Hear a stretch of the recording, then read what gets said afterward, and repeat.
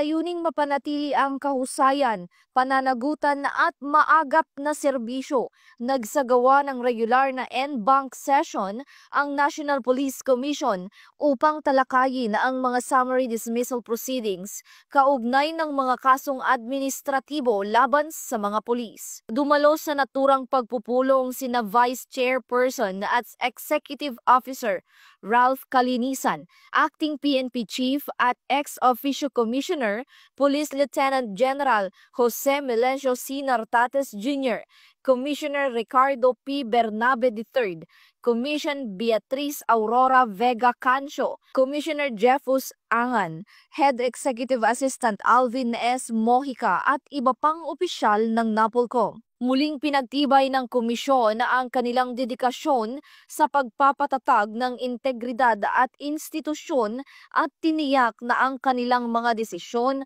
ay magsisilbing hakbang tungo sa mas episyente at serbisyong nakatuon sa publiko ng kapulisan.